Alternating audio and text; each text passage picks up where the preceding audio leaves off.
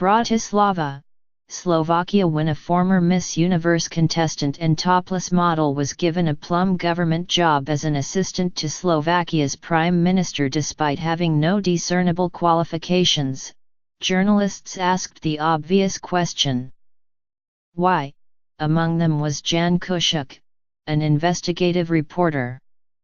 After months of digging, Mr. Kuciak sent questions to the authorities, looking for a response to what seemed like troubling connections between government officials and people suspected of being part of organized crime. Days later, he was killed. Mr. Kuciak's body was found on February 25 on a stairway in his home. His fiancée, Martina Kusnirova, was killed in the kitchen. The bullet hole in the top of her head indicated that she had been on her knees when she was executed. But if the goal of the killings was to cover up corruption and silence a critical voice, it failed spectacularly. The deaths have instead forced a reckoning in this small Central European country. The government of Prime Minister Robert Fico is now in danger of falling as public anger swells and the scale of corruption comes into focus.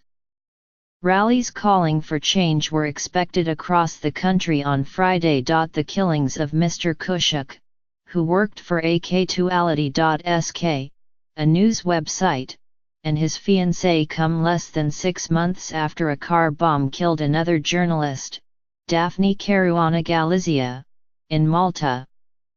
She was also investigating government corruption. The killings have raised concerns across the continent about threats to a free press at a time when journalists are already under almost daily verbal assault from populist leaders. Slovakia has been one of the biggest cheerleaders of the European Union, even as leaders from Poland to Hungary to the Czech Republic have presented different challenges to the cohesion of the bloc. But long before Donald Trump had popularized the phrase fake news, Mr.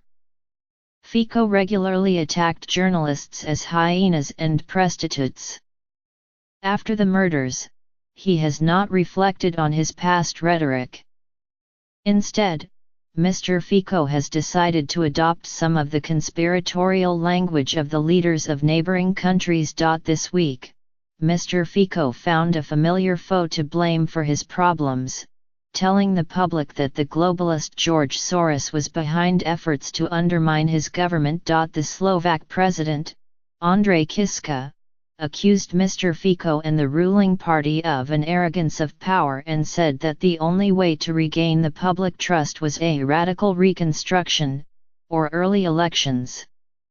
In turn, Mr. Fico accused Mr. Kiska and the news media of dancing on the graves of the victims. After saying he would pay a bounty of €1 million to anyone who helps find the killers, Mr. Fico called a news conference where he laid bundles of cash on a table as evidence of his seriousness. Critics saw the move as a further reflection of a mob mentality where cash can solve any problem. Michael Vaseka, the director of the Bratislava Policy Institute, said that the Prime Minister has succeeded only in stoking more outrage. We knew this country was dramatically corrupt, Mr. Vaseka said. But it is now clear that the whole system is corrupted and is like an octopus overwhelming the entire country. 1 week ago, thousands took to the streets mainly to mourn Mr. Kuciak and Ms. Kusnirova. On Friday, organizers planned street events again, this time not in sadness but in anger. One organizer, Katarina Nagy Pazmani, 28, said it was simply unacceptable for a journalist to be murdered in a democratic country and the motive to be tied to his work.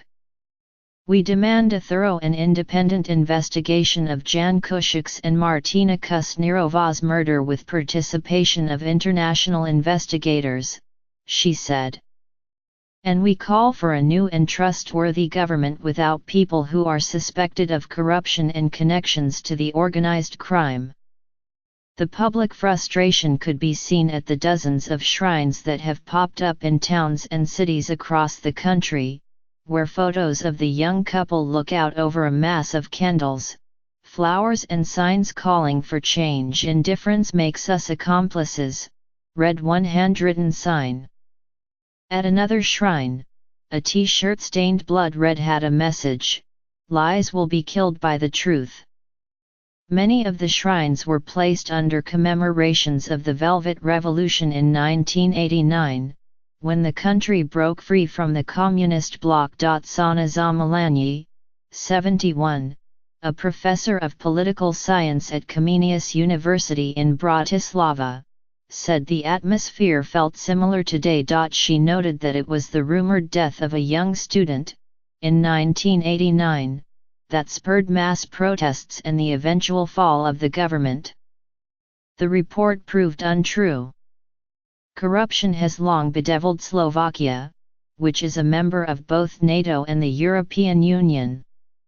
Intrepid local journalists have exposed all manner of malfeasance over the past 2 years, but there have been virtually no prosecutions of top officials. The government's response to accusations the deed did not happen has been repeated so often it has become a bad joke.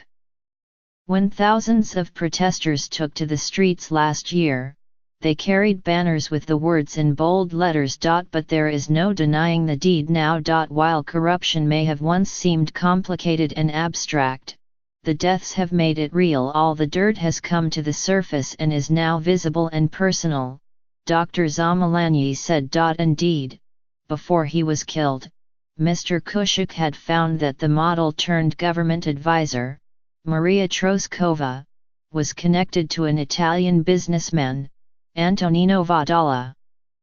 Fond of racing his Lamborghini along the remote roads where he lived in the Slovak countryside. The two had lived together, and founded a company together. Mr. Kushik also discovered that Mr. Vadala had been named in Italian court documents in connection with the Ndrangheta, the Calabrian organized crime syndicate. He uncovered links between Mr. Vadala's business dealings and top government officials and indications of a scheme to embezzle European Union funds meant to bolster agriculture in the country. Mr. Vadala did not answer questions when reporters visited his house, but he denied any connection to organized crime or any wrongdoing in an interview with a local paper.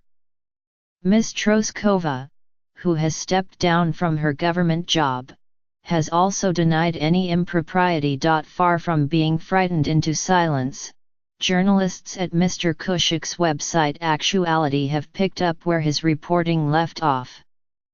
Peter Barty, the editor-in-chief, sat in a conference room turned war room at Actuality. On one wall were a dozen photographs of people suspected of being involved in shady dealings from businessmen to top officials. Nearby was a diagram linking Mr. Vadala's companies to politicians and other businessmen to government officials. It makes for a spider's web difficult to untangle. But Mr. Barty said the journalists owed it to Mr. Kushik to keep digging. Mr. Kushik's investigation was undertaken with the support of several international organizations, including the Organized Crime and Corruption Reporting Project, and a special newsroom has been set up Bratislava, open to journalists from around the world. We are sharing our information with any journalist who wants, Mr. Barty said. There are now armed police in the lobby of Actuality, a new reality in a country that had thought of itself as having moved a long way from its socialist past and the wild early days of democracy. But Dr. Zamalanyi said there was a ray of hope to be seen in the current mess. Despite all the problems, she said, the reaction of the ordinary people to these deaths really does show that we belong in the West.